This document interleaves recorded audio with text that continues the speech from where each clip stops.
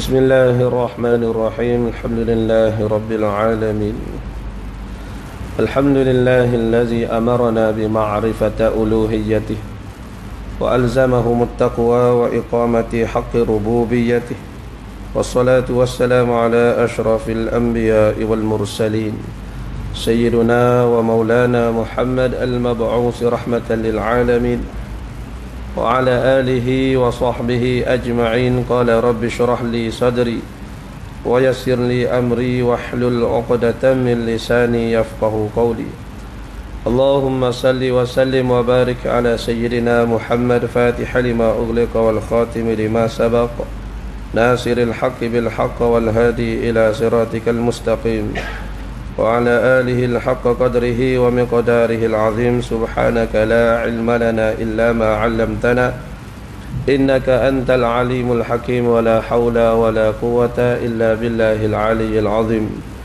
ولا حول ولا قوة إلا بالله العلي العظيم أما بعد السلام عليكم ورحمة الله تعالى وبركاته.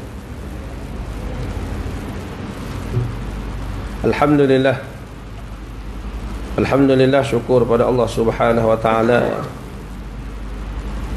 kerana dengan limpahan kurnia taufik, pertolongan dan kasih sayang Allah Subhanahu wa taala kepada kita semua, memilih kita dari kalangan hamba-hambanya bersama-sama berhimpun menunjukkan sifat hamba kita kepadanya, melaksanakan surahannya sembahyang fardu subuh secara berjemaah sebaik-baik cara yang diajar oleh Rasulullah sallallahu alaihi wasallam. Kemudian bersama-sama memanfaatkan masa yang diberi oleh Allah Subhanahu wa taala berada di dalam satu majlis santapan rohani bagi diri kita. Mudah-mudahan Allah Subhanahu wa taala rezekikan kita kepahaman ilmu agama yang sebenar yang dapat kita beramal di dalam kehidupan kita. Kemudian ia juga menjadi syafaat bagi kita di akhirat kelak bila mana balik bertemu Allah Subhanahu wa taala insya-Allah. Alhamdulillah, muslimin muslimat yang dirahmati Allah Subhanahu wa taala, sambungan semula kitab kita, kitab Hidayatus Subyan fi Ma'rifatil Islam wal Iman, karangan Syekh Abdullah Husin Nasir bin Muhammad Tayyib Al-Mas'udi Al-Banjari rahimahullahul bari. Pada muka surat 5 pada kata musannif rahimahullahu ta'ala,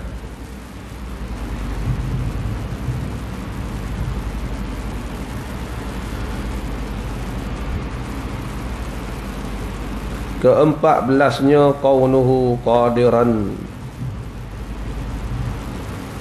Kata pengarang, setengah daripada sifat yang wajib kita ketahui secara tafsil satu persatu, bahkan ia kewajipan yang lebih daripada semua kewajipan.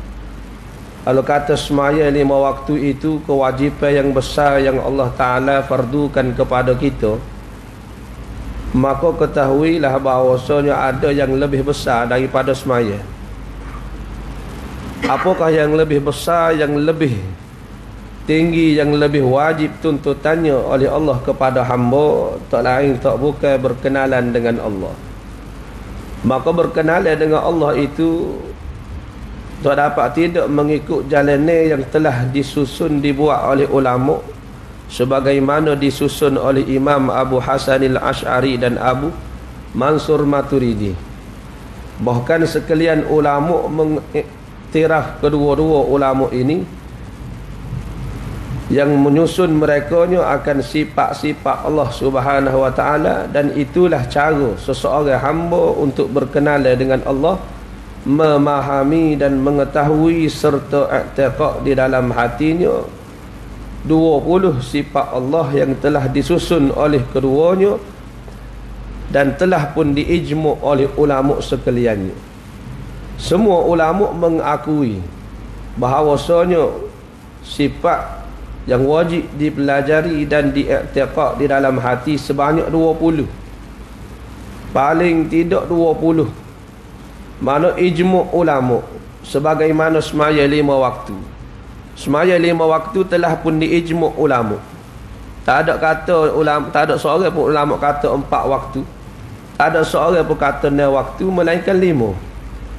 Walaupun ada sesuatu solat itu ataupun perintah semaya itu sehingga hampir-hampir martabatnya seumpama semaya fardu, akan tetapi tidak ulama mengijmukkan kesemuanya jadi semaya fardu ini waktu, hanya 5 sahaja: subuh, zuhur, asar, maghrib dan isya.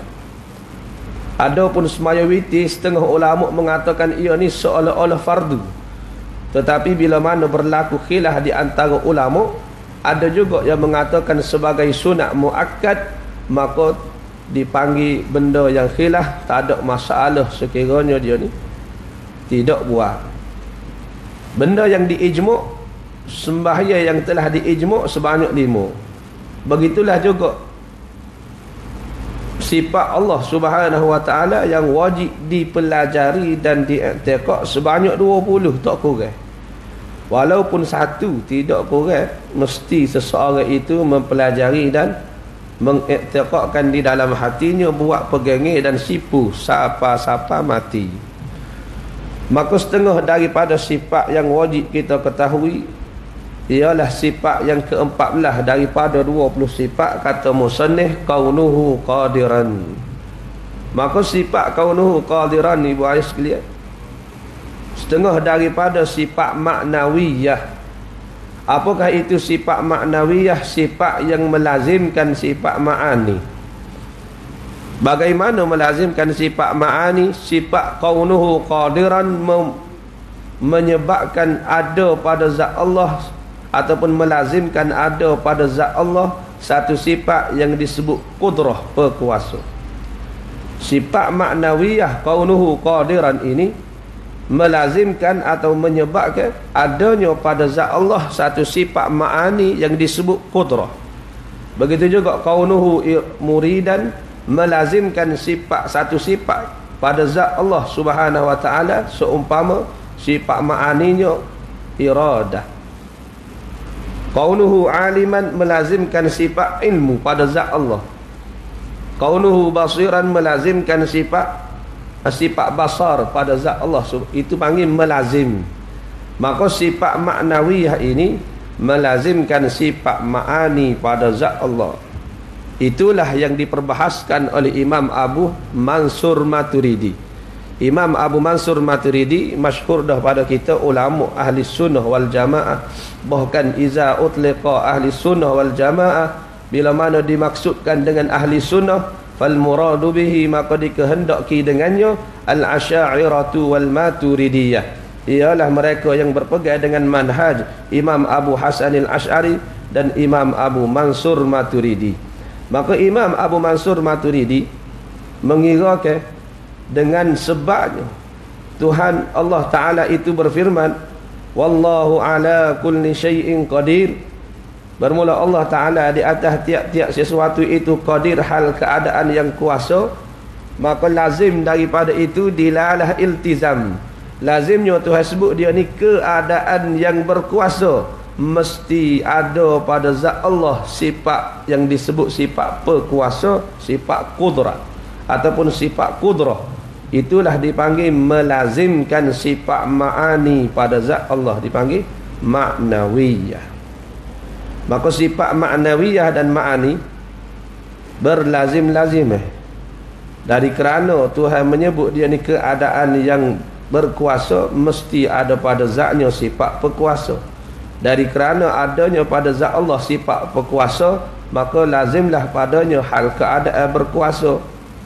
Macam diri kita, bila mana ada sifat kudrat yang baharu pada diri kita, maka ataupun sifat kudrat yang baharu pada diri kita, maka keadaan kita ni dapat menggunakan kudrat itu ataupun basar. Dari kerana adanya sifat pelihat pada diri kita, maka hal keadaan kita dapat melihat.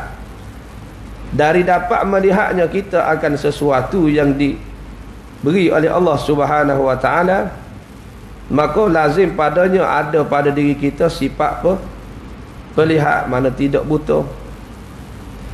Dari kerana kita ni keadaan mendengar sekarang ni, mesti ada pada diri kita itu satu sifat yang Tuhan beri, ialah sifat pendengar. yang bertakluk dengan beberapa perkara, seumpama suara ataupun gelombang udara dan sebagainya.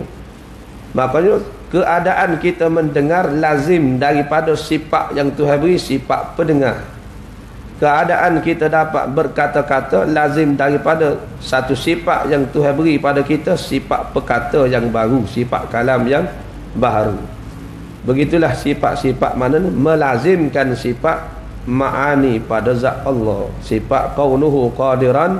Semua 7 sifat ni melazimkan sifat ma'ani pada zat Allah Subhanahu wa ta'ala.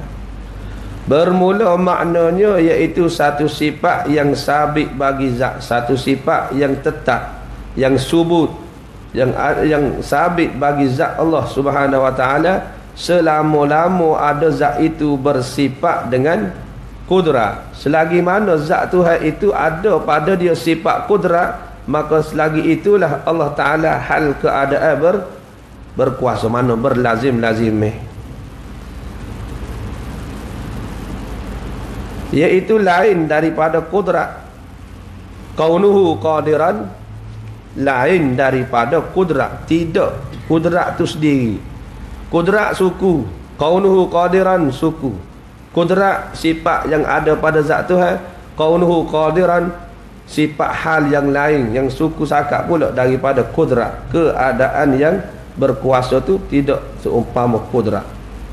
Mana tidak kudrat tu sendiri, lain-lain. Kudrat dan kaunuhu qadiran tidak sama, lain daripada kudrat.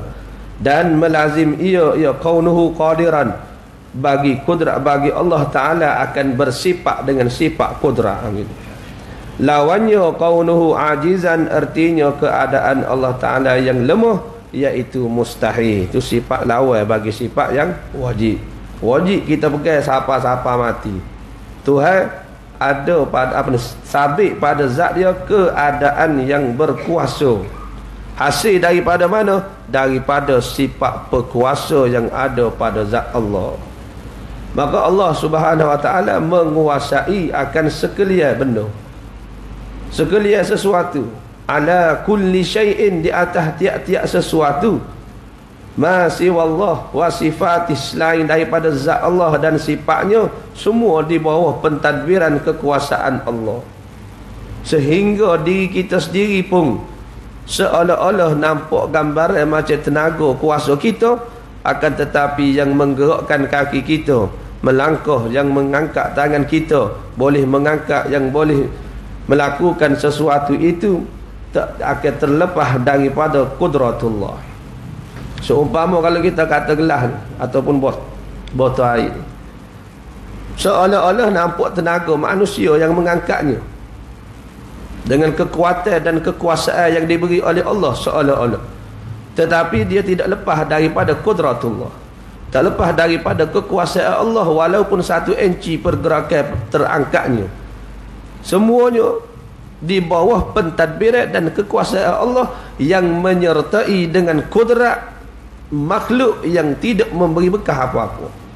Maknanya kudrat Allah Ta'ala beri kepada makhluk yang disebut ikhtiar usaha itu tidak langsung dapat memberi bekah sedikit pun. Yang mana kita bicara di dalam sifat wahdaniyah dulu, esa pada zat, pada sifat, pada perbuatan. Semua perbuatan tidak akan terlepas daripada kekuasaan Allah. Semua perbuatan. Dan setiap perbuatan makhluk itu tidak sesekali dapat memberi kesan dan bekah. Mana tidak ada kesan dan bekah daripada perbuatan makhluk, melainkan dengan kekuasaan perbuatan Allah Subhanahu wa ta'ala. Maka seolah-olah kesan yang terangkatnya botol ini daripada kesan kekuatan makhluk seolah-olah.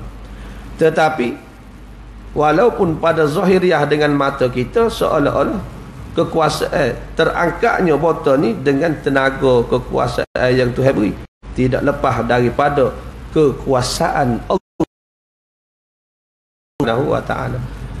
Nampak makhluk tidak langsung dapat memberi kesan dan bekah, melainkan semua dengan kudrat Tuhan. Maknanya ikhtiar usaha kita pun dengan pilihan ikhtiar Allah Ta'ala, kehendak Tuhan.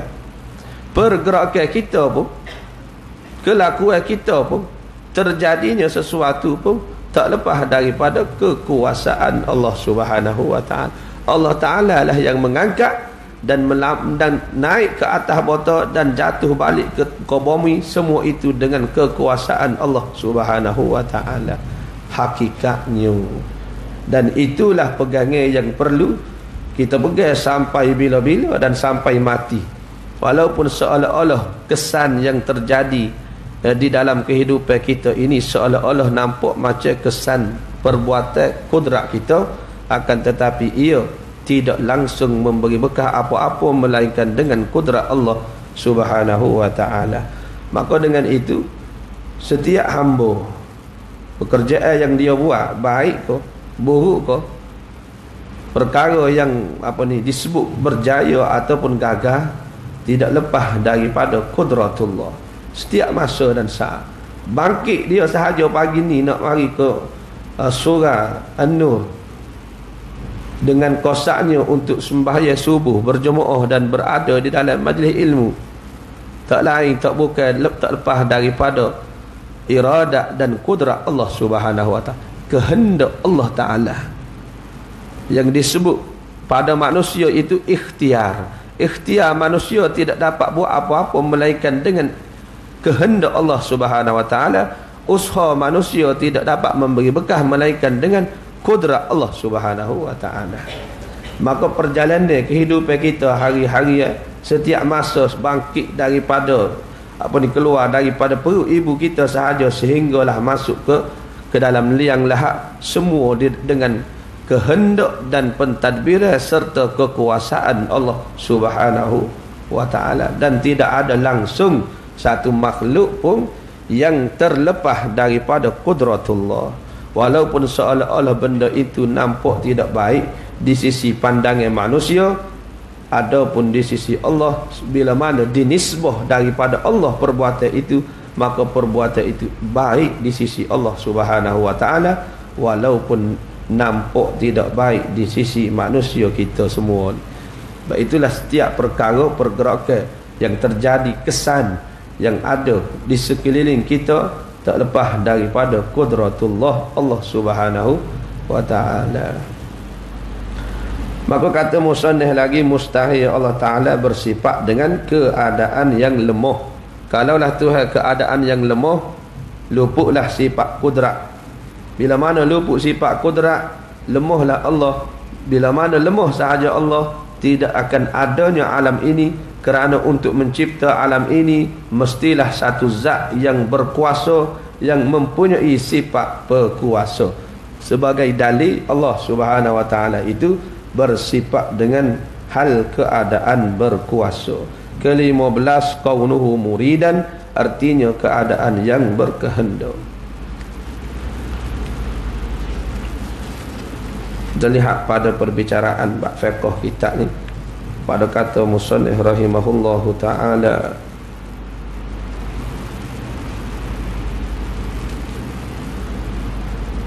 selalunya kita baca malam kita ni, dia baca pagi dia penat sikit, kena usuluddin. Qala mu'allif rahimahullahu ta'ala, pada kata musannif muka surat sebelah, faslun, pada menyatakan ain najis dan kaifiyah, menghilang akan dia akan najis itu dah.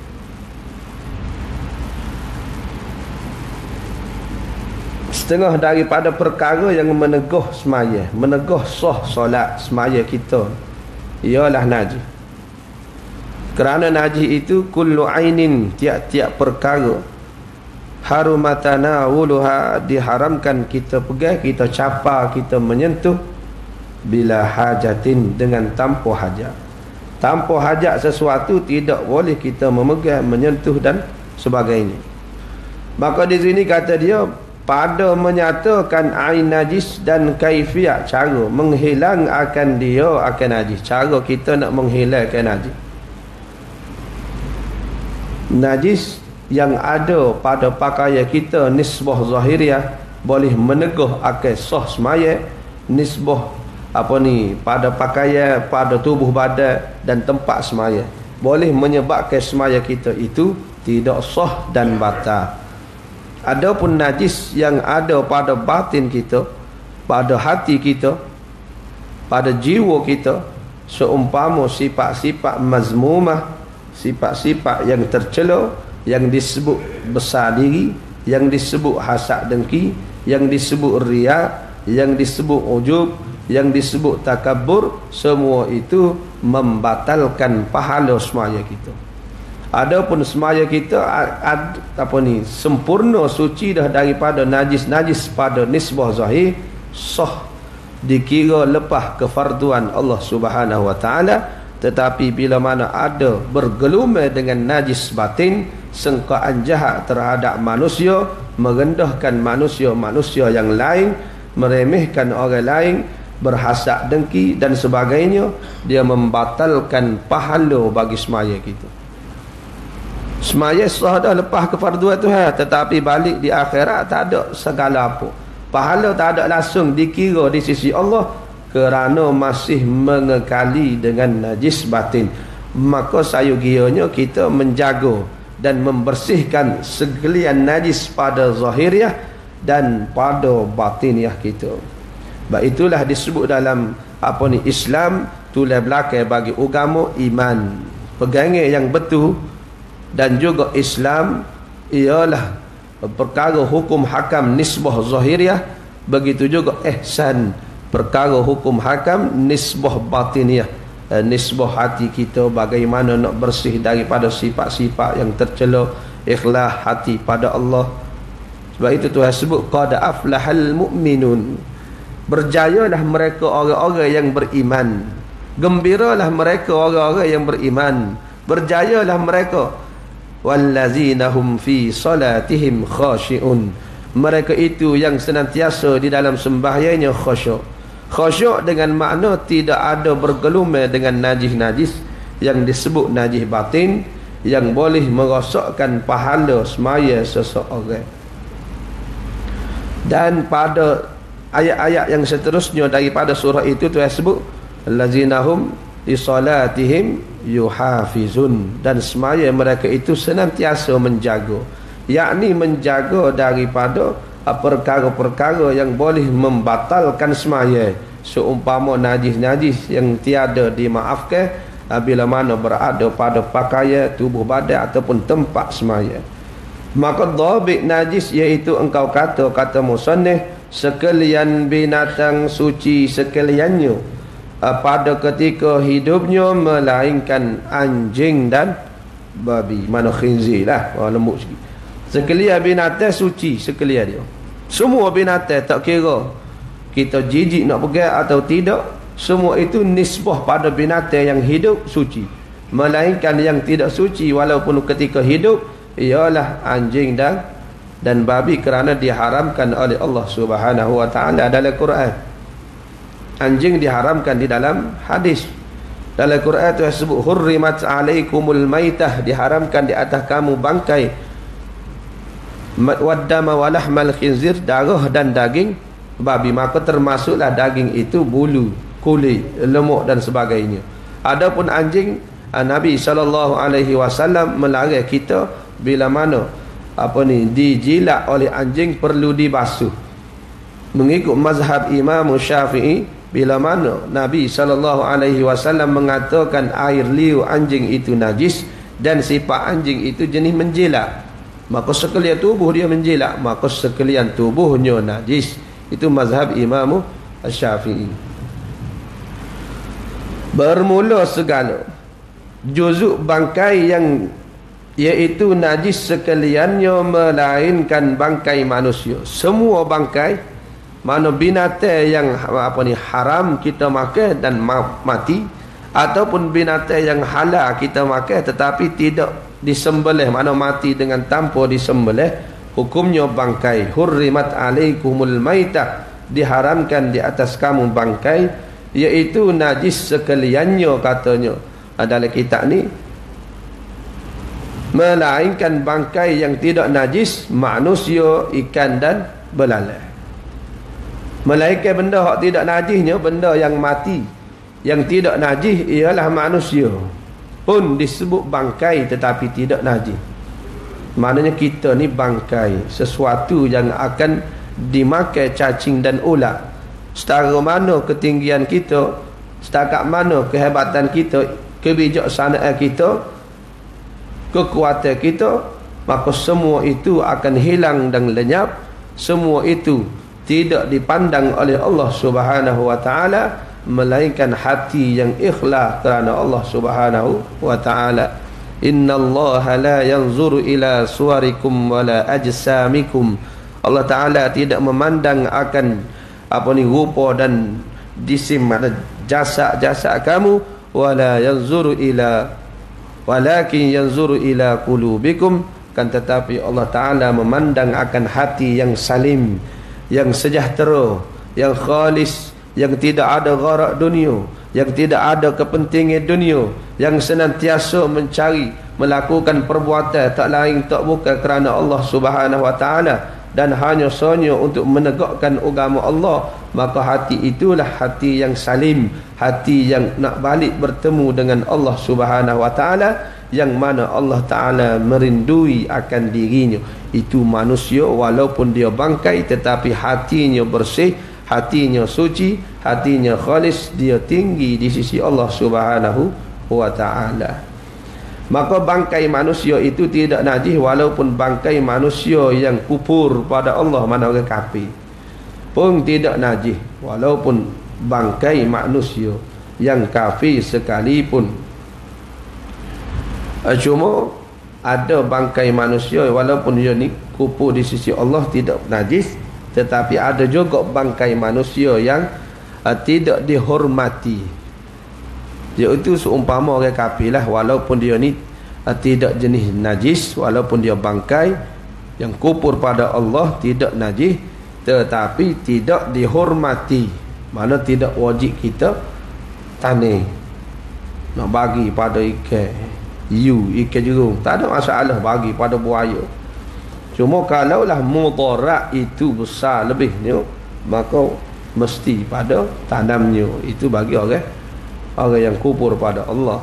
Termasuklah mereka yang meninggalkan semaya, tarkus solah, orang meninggalkan semaya, ataupun orang yang zani muhsan, orang yang berzina yang telah berkahwin, dan juga orang yang senantiasa tinggal semaya, maka jasadnya katanya ulama tidak dihormati. Tarkus solah, kalau dalam kitab sebut hak mula-mula sekali benda ataupun perkara yang tidak dihormati nisbah manusia, tarkus solah, orang yang meninggalkan semaya. Mana orang tinggalkan semaya tidak ada kemuliaannya di sisi syarak. Dan orang yang berzina, laki-laki ataupun perempuan yang telah berkahwin. Begitu juga orang wal kafirul harbi, kafir yang harbi, wal kalbul ukur, anjing gila, wal khinzir, dan babi. Itu perkara yang tidak dihormati di sisi syarak.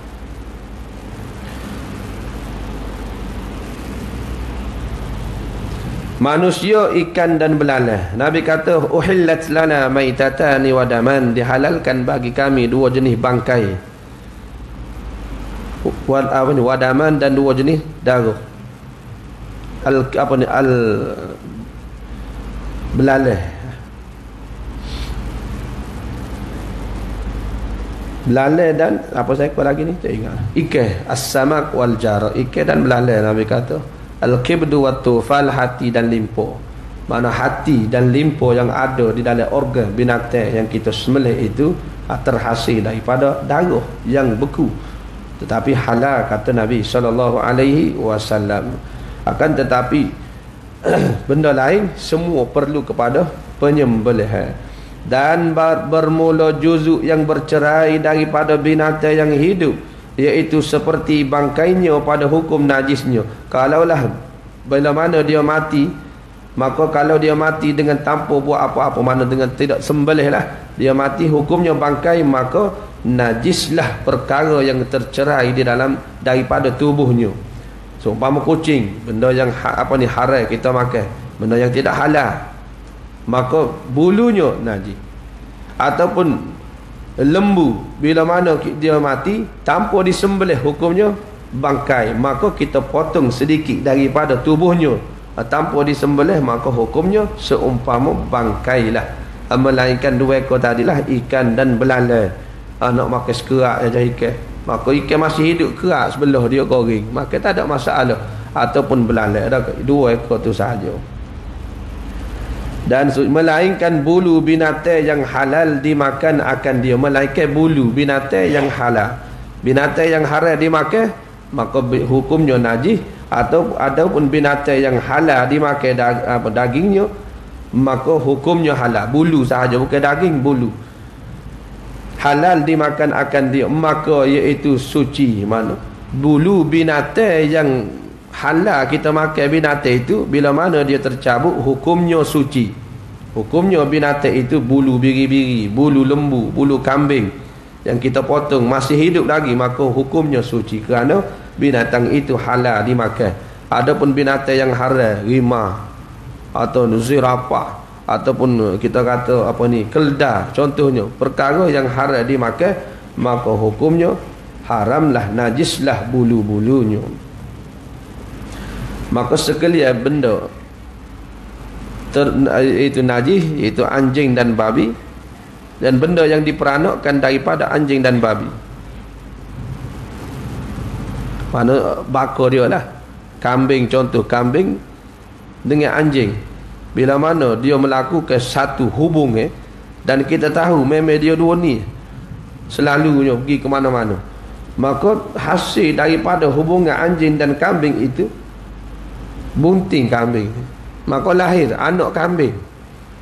Bunyi pun rupa kambing, tengok rupa kambing, bunyi macam kambing, ada tanda, maka hukumnya najis walaupun rupa tidak ada langsung rupa anjing, kerana terhasil daripada binatang yang najis, bercampur dengan binatang yang najis. Bila mana berhimpun sesuatu yang najis dan sesuatu yang suci, dibenangkan benda yang najis. Ulibatil haramu alal halal, dibenangkan benda yang haram daripada benda yang halal. Sama juga binatang yang bercampur, seumpama binatang yang wajib zakat dan benda yang tidak wajib zakat, maka dibenarkan binatang yang tidak wajib zakat. Seumpama kuda tak wajib zakat, lembu wajib. Tiba-tiba terhasil seekor anak daripada kuda, maka anak itu walaupun rupa lembu sekalipun tidak diwajibkan zakat, kerana ia terhasil daripada binatang yang tidak wajib zakat. Begitu juga binatang korban dengan binatang yang tidak sah buat korban, terhasil daripadanya walaupun rupa binatang buat korban, akan tetapi kita mengetahui itu dia terhasil daripada binatang yang tidak sah buat korban, maka hukumnya tidak sah buat korban. Begitu. Yang keduanya najis ialah setiap binatang bangkai yang mati tanpa disembelih, melainkan ikan dan belalai. Dan juga najis iaitu tiap-tiap perkara yang bercerai daripada binatang yang haram kita makan. Maka bila mana binatang yang haram kita makan, maka bulu-bulunya semua itu najis. Ataupun binatang yang halal kita makan, tetapi dia ni tidak disembelih, mana mati tidak disembelih, maka hukumnya najis nisbah dagingnya. Adapun bulunya halal, bulunya suci di sisi syarak. Dan bermula tiap-tiap yang cair yang memabukkan, iaitu 6, dinamakan dia arak dan iaitu najis. Dan tiap-tiap benda yang cair yang memabukkan, kullu muskirin khamrun, Nabi kata tiap-tiap benda yang cair ialah arak. Tiap-tiap benda yang cair yang mabuk ialah arak. Wa kullu khamrin haramun, dan tiap-tiap benda arak itu diharamkan oleh Allah. Maknanya tiap-tiap benda yang cair tak perlu nama istilah arak, asalkan benda tu cair mabuk. Tak kira lah campur dengan sesuatu perkara yang memabukkan, tak kira, maka dikira hukumnya arak. Maka air itu, benda yang cair itu najis sekiranya terkena pada pakaiannya. Mana tiap-tiap benda yang cair yang mabuk arak, dan tiap-tiap arak itu najis, kata Nabi. dan bermula darah, dan iaitu najis sekaliannya melainkan hati dan jantung dan alaqah dan misk. Hati, jantung, alaqah, mana satu gumpalan darah yang gugur bila mana satu-satu perkara yang dia mengandung, maka gugurlah satu alaqah, mana satu gumpal darah sebelum bertukar menjadi mudghah, satu gumpal daging, maka alaqah itu nisbah daripadanya, maka dia tidak najis. Jantung, hati, alaqah dan misk, iaitu kasturi yang terhasil daripada kijai, mana perut kijai jantai, perut kijai jantai.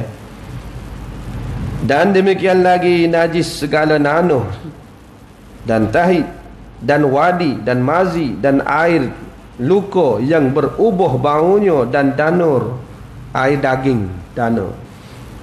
Ikan buruk, daging buruk, dia akan keluar air yang berwarna hitam, itu danur.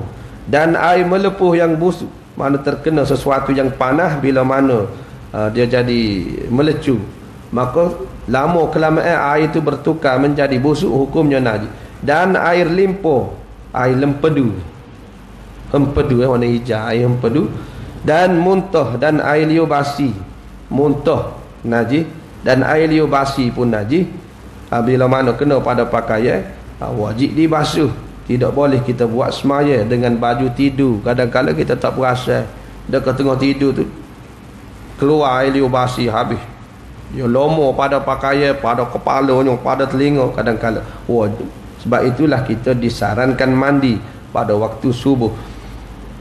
Air liur basi yang keluar daripada maedah, mana perut, bawah perut besar, dan air susu binatang yang haram dimakan dagingnya, air susu harimau, air susu binatang yang haram dimakan daging lah, tak kira zirafah apa semua.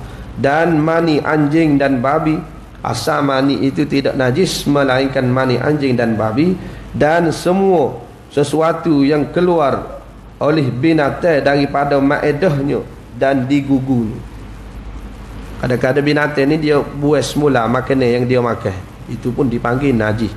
Dan digugunya setengah binatang ni dia dia kunyah macam lembu kan, dia ada satu makanan yang keluar semula daripada perutnya, dan dia akan kunyah.